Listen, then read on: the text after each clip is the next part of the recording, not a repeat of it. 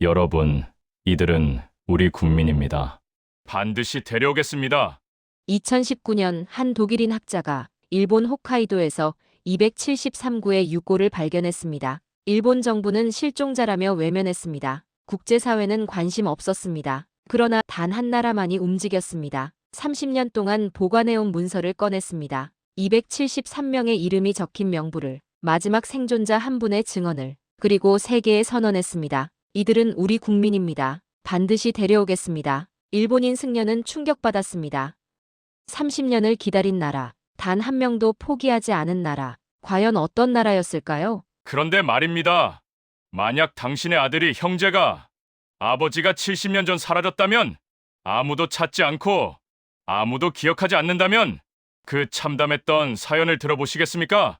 저는 제일 조선인이 있다는 것은 알았지만 그들이 왜 홋카이도에 왔는지는 알지 못했습니다. 2019년 2월 14일 오전 9시 47분. 나는 하인리히 슈타인, 독일 베를린 출신 역사기억 정치 전문가. 25년간 유럽의 전쟁 범죄를 추적해온 사람이다. 영하 18도. 입김이 얼어붙었다. 홋카이도는 아름다웠다. 새하얀 설원 위로 햇빛이 반짝였고 바람 한 점 없는 고요함이 세상을 감쌌다. 관광 가이드북은 이곳을 설국의 낙원이라 표현했다. 나는 그 낙원의 땅을 파고 있었다. 아우슈비츠, 트레블링카, 다하우. 나는 유럽의 학살 현장을 수없이 걸었다. 그러나 이곳, 극동의 섬나라 한 구석은 처음이었다. 조선인 강제노동, 삽이 얼어붙은 흙을 긁어낼 때마다 금속이 비명을 질렀다. 옆에 선 일본 공무원은 세 번째로 같은 말을 반복했다. 아무것도 나오지 않을 겁니다. 그의 목소리는 평온했지만 손은 떨리고 있었다. 나는 25년간 거짓말을 분석해왔다. 이것도 거짓말이었다. 땅 아래 1미터,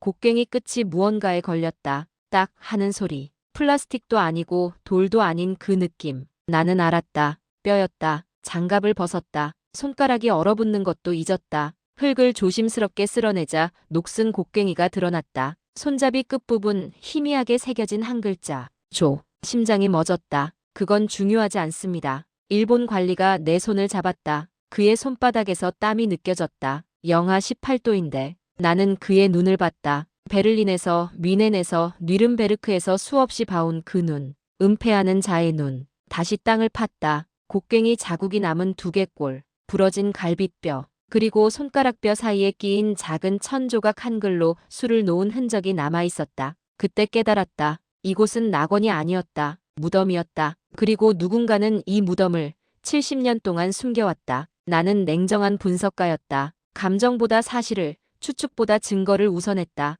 그러나 그날 홋카이도의 땅 위에서 나는 처음으로 분노했다. 그리고 그 분노는 내가 상상하지 못한 진실을 향해 나를 이끌기 시작했다. 그날 밤 나는 잠을 이루지 못했다. 삿포로 시내 호텔 방. 창밖으로 보이는 야경은 평화로웠다. 네온사인이 반짝이고 사람들은 웃으며 거리를 걸었다. 그 평화로운 풍경 아래 어딘가에 또 다른 무덤이 있을 것이다. 나는 노트북을 열었다. 발굴 현장에서 촬영한 사진들을 하나씩 확대했다. 두개골의 곡괭이 자국, 부러진 갈빗뼈, 손가락뼈 사이의 천조각, 그리고 인식표에 새겨진 조선이라는 글자. 모니터를 응시하던 내 손이 멈췄다. 뭔가 이상했다. 두개골 중 하나. 후두부에 명확한 타격 흔적이 있었다. 둔기에 의한 것. 추락이나 사고로 생긴 상처가 아니었다. 이건 폭력이었다. 나는 25년간 법의학 보고서를 수백 건 검토했다. 이런 골절은 한 번도 우연이 아니었다. 창문을 열었다. 차가운 2월의 공기가 방 안으로 밀려들었다.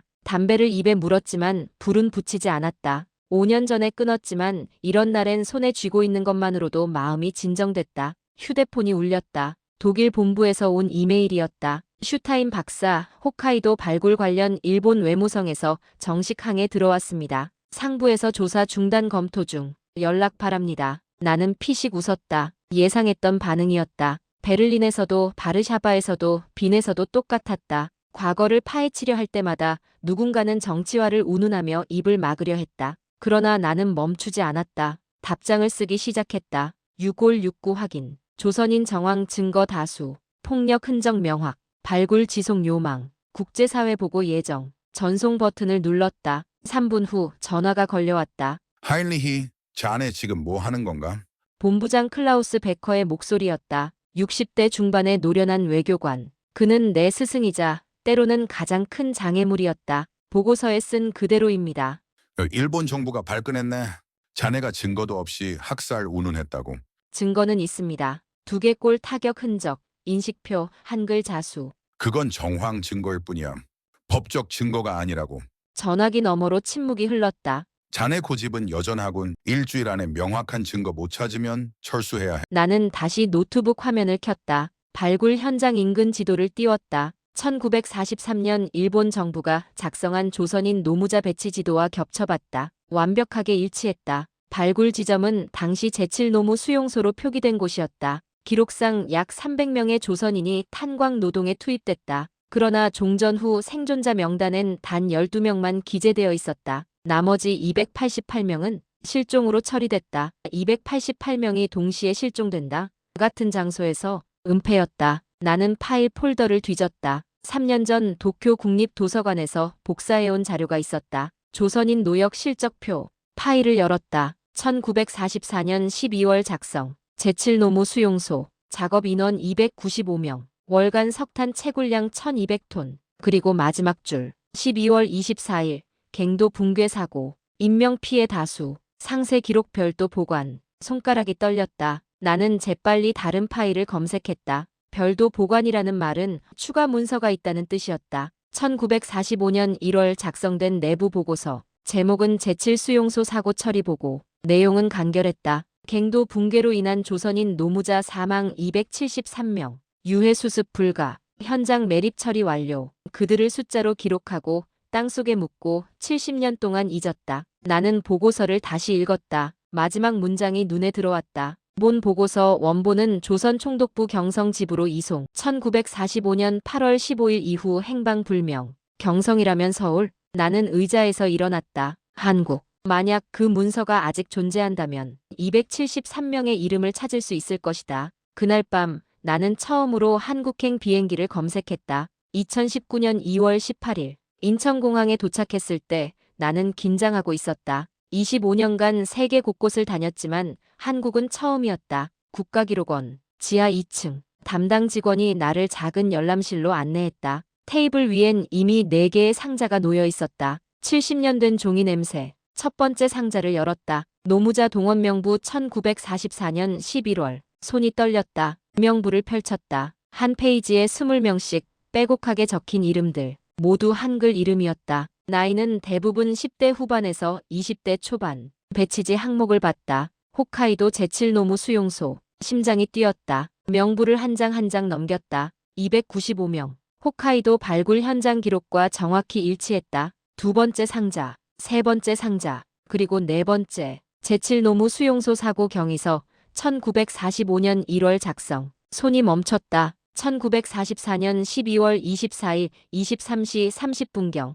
제3갱도 붕괴 발생. 작업 중이던 조선인 노무자 273명 매몰. 구조 시도했으나 2차 붕괴 위험으로 중단. 유해 수습 불가 판정. 크리스마스 이브. 홋카이도 땅 밑에선 273명의 조선 청년들이 산채로 묻혔다. 숨이 막혔다. 보고서 마지막 줄. 생존자 12명. 충격 상태로 인한 진술 불가. 별도 격리 조치. 나는 재빨리 다른 파일을 뒤졌다. 생존자 명단 및 귀환 기록. 대부분 사망 또는 불명. 그러나 한 명, 단 한 명만. 생존 확인 2018년 기준. 이름 박순철. 나이 93세. 현 거주지 부산광역시 영도구. 나는 파일을 내려놓았다. 그는 70년 전 그날 밤을 기억할 것이다. 273명의 비명을. 무너지는 갱도를. 담당 직원이 조용히 다가왔다. 찾으셨습니까? 나는 고개를 끄덕였다. 그날 밤 호텔방에서 나는 박종철의 기록을 다시 읽었다. 1926년생. 경상남도 통영 출신. 1944년 10월. 18살에 징용됨. 1945년 1월. 생존자 12명 중 1명으로 귀환. 그 이후 기록은 거의 없었다. 단 한 가지. 2011년 일본 정부의 위로금 지급 제안을 거부했다는 기사. 돈으로 죽은 자들을 모욕하지 마라. 그가 남긴 유일한 말이었다. 나는 노트북을 덮었다. 내일 아침 부산행 KTX를 탈 것이다. 그리고 박종철을 만날 것이다. 70년 전 이곳에서 수많은 청년들이 기차에 실려 북쪽으로 끌려갔다. 그리고 다시는 돌아오지 못했다. 나는 창문을 닫았다. 내일 부산에서 나는 그 진실의 마지막 조각을 찾을 것이다. 침묵의 증인 2019년 2월 19일 부산 영도구 KTX에서 내려 택시를 탔다. 주소를 보여주자 택시는 좁은 골목길을 올라갔다. 낡은 주택들이 빼곡하게 들어서 있었다. 벽은 금이 가 있었고 대문은 녹슬어 있었다. 여기에요. 가파른 계단 위로 작은 단층집 한 채가 보였다. 대문은 닫혀 있었다. 초인종을 눌렀다. 아무 반응이 없었다. 다시 눌렀다. 여전히 침묵. 세 번째 누르려던 순간 안에서 목소리가 들렸다. 누구요? 낮고 쉰 목소리였다. 하일리히 슈타인입니다. 독일에서 왔습니다. 박종철 선생님을 뵙고 싶습니다. 돌아가요. 홋카이도에서 왔습니다. 제칠노무 수용소 이야기를 들으러 왔습니다. 긴 침묵. 그리고 문이 열렸다. 박종철은 작았다. 등은 굽었고 손은 떨렸다. 낡은 장롱 하나, 작은 밥상 하나. 벽엔 아무것도 걸려있지 않았다. 사진도 액자도 달력도 아무것도 없었다. 홋카이도라 했소? 거긴 왜 갔소? 유골이 발견됐습니다. 273구. 조선인으로 추정됩니다. 그의 손이 떨렸다. 273. 다 찾았소? 기다렸다. 5분, 10분, 15분. 그가 입을 열었다. 이름은 있소? 그 유골들 말이오. 나는 가방에서 파일을 꺼냈다. 이 중 273명이 그가 명부를 낚아챘다. 그는 한 줄 한 줄 읽었다. 김영수, 박철호. 소리 없이 이름을 읽고 있었다. 명부 위로 눈물이 번졌다. 김영수, 22살. 진주놈. 노래 잘 불렀지. 그의 목소리가 갈라졌다. 박철호, 20. 전주놈. 주먹이 셌어. 일본 놈들한테 한 대 맞고도 안 울었지. 그는 명부를 쥔 채 몸을 떨었다. 다 죽었소. 무슨 일이 있었습니까? 1944년 12월 24일 밤 11시 갱도에 들어갔소. 석탄 캐라고. 그리고 쿵 소리가 났소. 천장이 무너졌소. 일본 놈들이 왔소. 근데 그 놈들이 뭐라 했는지 아시오? 위험하다. 갱도 폐쇄. 그리고 입구를 막았소. 다 막아버렸소. 안에서 비명이 들렸소. 나는 달려들었소. 그리고 총을 맞았소. 그리고 정신을 잃었소.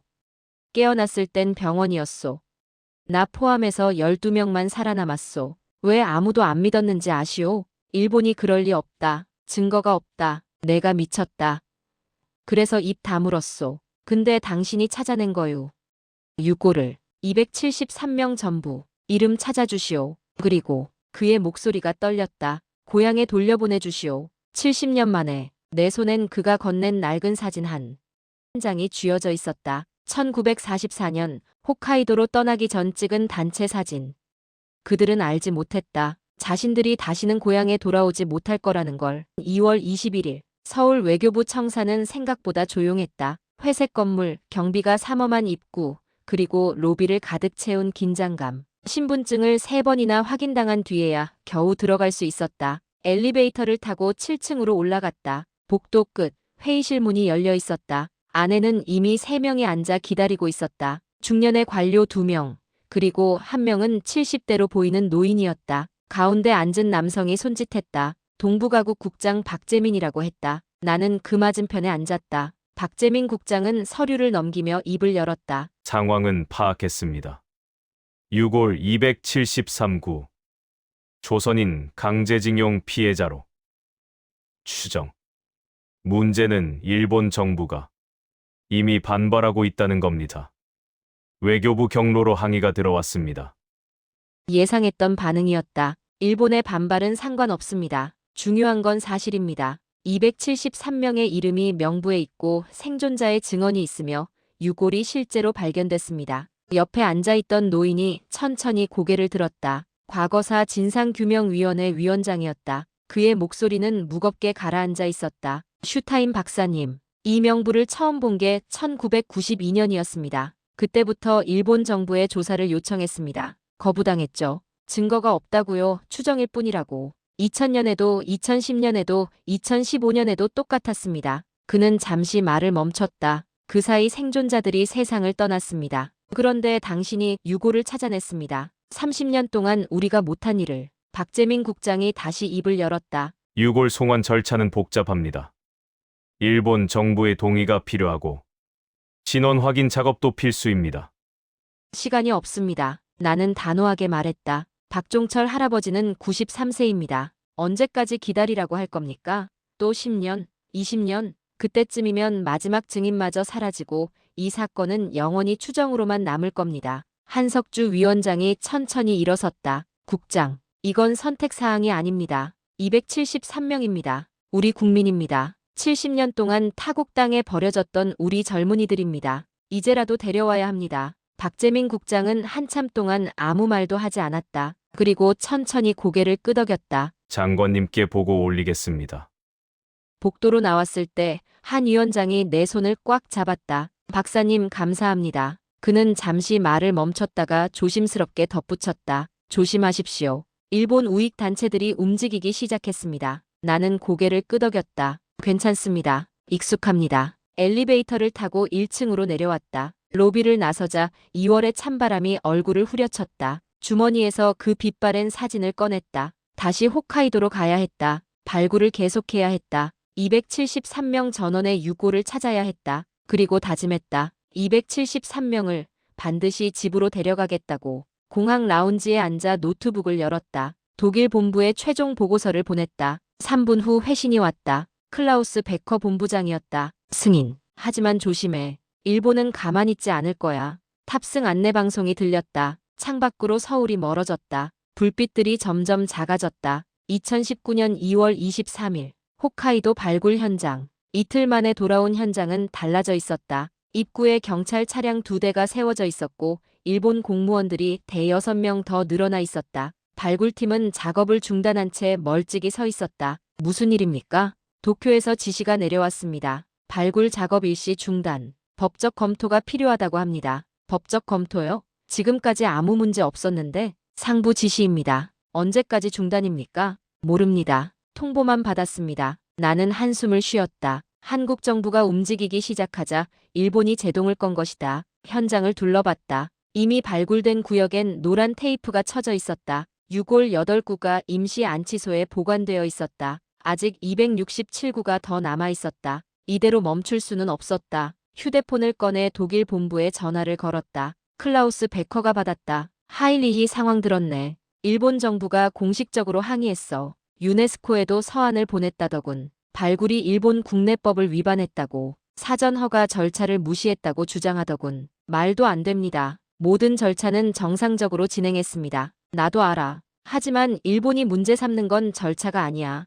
유네스코가 중재에 나서겠다고 했네. 일주일 안에 회의가 열릴 거야. 그때까지는 발굴 재개가 어려울 것 같아. 일주일이요? 길어지면 한 달도 걸릴 수 있어. 이대로 물러설 순 없습니다. 하지만 지금은 기다려야 해. 서두르면 오히려 역효과야. 전화를 끊었다. 그날 밤 사포로 호텔방에서 이메일을 확인했다. 한석주 위원장이 보낸 것이었다. 슈타인 박사님, 일본의 방해를 들었습니다. 한국 정부가 유네스코에 정식 의견서를 제출했습니다. 273명은 대한민국 국민이며 유골 송환은 인도주의적 권리라는 내용입니다. 국제사회가 주목하고 있습니다. 조금만 더 버텨주십시오. 또 다른 이메일이 도착해 있었다. 발신자는 익명이었다. 당신이 하는 일은 일본과 한국 사이의 평화를 해친다. 그만두는 것이 현명할 것이다. 협박이었다. 나는 이메일을 삭제했다. 과거를 파헤치면 언제나 누군가는 막으려 든다. 평화라는 이름으로, 화해라는 이름으로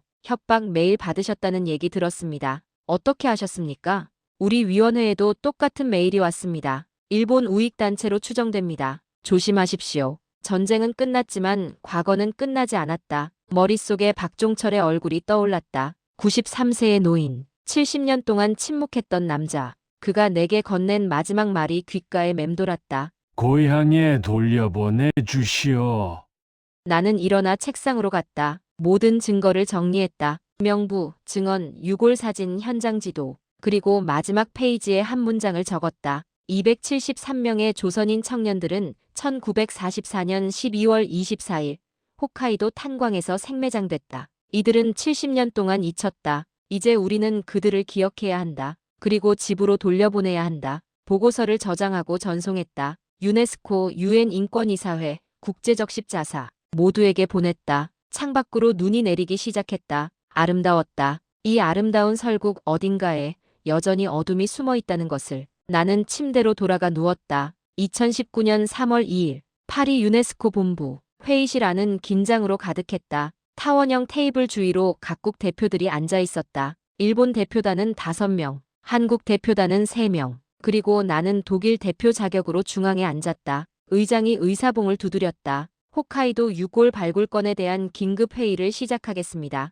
일본 측 수석 대표가 일어났다. 그는 차분한 목소리로 말했다. 유네스코 위원 여러분, 일본 정부는 이번 발굴이 절차상 하자가 있었다고 판단합니다. 슈타인 박사는 일본 국내법이 정한 문화재 발굴 허가를 받지 않았습니다. 나는 손을 들었다. 이에 있습니다. 모든 허가는 사포로 시청을 통해 정식으로 받았습니다. 증빙 서류가 있습니다. 서류를 테이블 위로 밀었다. 사이토는 잠시 그것을 보더니 고개를 저었다. 시 단위 허가로는 부족합니다. 이런 규모의 발굴은 문화청 승인이 필요합니다. 발굴 당시엔 규모를 알 수 없었습니다. 작은 조사로 시작했고 유골이 발견되면서 확대된 겁니다. 그렇다면 그 시점에서 중단하고 재신청했어야 합니다. 말꼬리를 잡는 전형적인 관료 화법이었다. 나는 숨을 깊이 들이마셨다. 사이토 차관님, 우리가 여기서 논할 건 허가 문제가 아닙니다. 273명의 인권 문제입니다. 인권이라니요? 70년 동안 땅속에 방치된 사람들입니다.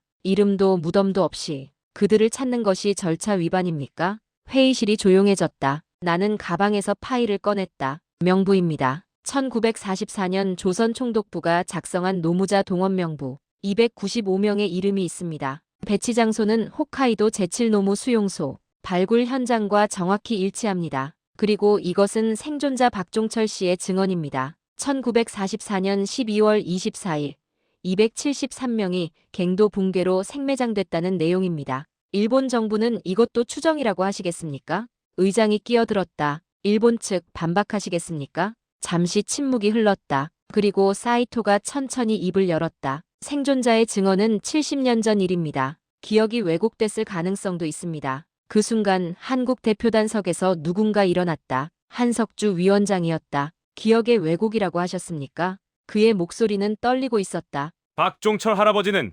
93세입니다. 70년 동안 단 한 번도 그날의 이야기를 바꾼 적이 없습니다. 한석주는 주머니에서 낡은 사진 한 장을 꺼냈다. 이것은 1944년 홋카이도로 떠나기 전 찍은 사진입니다. 295명의 조선 청년들, 평균 나이 20세. 그들은 돌아오지 못했습니다. 사진을 테이블 위로 놓았다. 웃고 있는 청년들의 얼굴. 회의실이 숨을 죽였다. 일본은 70년 동안 이들을 실종으로 처리했습니다. 찾지도 않았습니다. 기록도 남기지 않았습니다. 그러다 독일의 한 학자가 유골을 찾았습니다. 그제야 일본은 절차를 말합니다. 법을 말합니다. 그의 목소리가 높아졌다. 273명의 목숨보다 서류가 더 중요합니까? 70년 동안 땅속에 묻힌 젊은이들보다 허가증이 더 중요하단 말씀입니까? 사이토는 대답하지 못했다. 의장이 말했다. 일본 측 답변하시겠습니까? 사이토는 한참을 침묵하다가 천천히 입을 열었다. 일본 정부는 인도주의적 입장을 존중합니다. 하지만 이 문제는 단순하지 않습니다. 법적, 외교적 검토가 필요합니다. 얼마나 더 검토하시겠습니까? 내가 끼어들었다. 70년도 모자랍니까? 박종철 씨는 93세입니다. 내년엔 살아있을지 모릅니다. 그때 가서 또 검토 중이라고 하시겠습니까? 사이토가 나를 똑바로 봤다. 박사님은 독일 분이십니다. 왜 이렇게까지 하십니까? 나는 잠시 그를 바라봤다. 그리고 천천히 대답했다. 독일이기 때문입니다. 무슨 말씀입니까? 독일은 과거와 마주했습니다. 아우슈비츠를, 다하우를, 트레블링카를 숨기지 않았습니다. 인정했습니다. 사과했습니다. 배상했습니다. 나는 일어섰다. 그 과정이 쉬웠습니까? 아닙니다. 고통스러웠습니다. 부끄러웠습니다. 하지만 우리는 했습니다. 왜냐하면 그것이 옳은 일이었기 때문입니다. 회의실이 조용해졌다. 일본도 할 수 있습니다. 273명을 인정하십시오. 유골을 돌려보내십시오. 그것이 일본이 진정한 선진국이 되는 길입니다. 사이토는 아무 말도 하지 않았다. 의장이 의사봉을 두드렸다. 투표에 붙이겠습니다. 홋카이도 발굴 재개 및 유골 송환 절차 진행에 찬성하시는 분? 손이 올라가기 시작했다. 하나, 둘, 셋. 12개국 중 9개국이 손을 들었다. 가결됐습니다. 의장이 선언했다. 사이토의 얼굴이 굳었다. 그는 천천히 자리에서 일어나 회의실을 나갔다. 일본 대표단이 그를 따랐다. 한석주 위원장이 다가와 내 손을 잡았다. 해냈습니다. 박사님, 아직 끝난 게 아닙니다. 알고 있습니다. 하지만 시작했습니다. 70년 만에 그의 눈에 눈물이 고였다. 나는 발굴팀에 메시지를 보냈다. 작업 재개. 즉시. 3초 후 답장이 왔다. 알겠습니다. 내일 아침부터 시작하겠습니다. 나는 휴대폰을 주머니에 넣었다. 이제 시작이었다. 273명을 집으로 데려가는 일. 70년 만에 귀환. 2019년 3월 15일. 홋카이도 발굴 현장. 2주 만에 모든 유골이 땅 위로 올라왔다. 273구. 한 명도 빠짐없이. 작은 상자들이 줄지어 놓였다. 하얀 천으로 덮인 상자들. 그 안엔 70년 동안 어둠 속에 있던 이들이 누워 있었다. 나는 무릎을 꿇고 첫 번째 상자 앞에 섰다. 손을 얹었다. 차가웠다. 오래 기다리셨습니다. 이제 집으로 가십시다. 목소리가 떨렸다. 25년간 이런 일을 해왔지만 이번만큼은 눈물이 났다. 다나카가 다가왔다. 일본 측 책임자. 그는 고개를 숙였다. 죄송합니다. 제 할아버지도 이 탄광에서 일했습니다. 조선인들과 함께 돌아가시기 전에 말씀하셨습니다. 그때 함께 일하던 조선 친구들이 갱도에 묻혔다고, 살려달라고 소리쳤는데 아무도 구하지 않았다고. 그가 눈을 감았다. 할아버지는 평생 그 죄책감을 안고 사셨습니다. 나는 그의 어깨에 손을 얹었다. 이제 당신이 그들을 보내주십시오. 고향으로. 다나카가 고개를 끄덕였다. 2019년 3월 18일. 인천공항. 273개의 흰 관이 화물기에서 내려졌다. 태극기가 덮인 관들. 하나하나 조심스럽게 운구차에 실렸다. 공항 청사 앞엔 수백 명이 모여 있었다. 유가족들이었다. 70년을 기다린 사람들. 한석주 위원장이 마이크 앞에 섰다. 273분의 영령께서 70년 만에 고향 땅을 밟으십니다. 목소리가 갈라졌다. 오래 기다리셨습니다. 이제 편히 쉬십시오. 수백 명이 함께 고개를 숙였다. 나도 고개를 숙였다. 첫 번째 관이 운구차에서 내려졌다.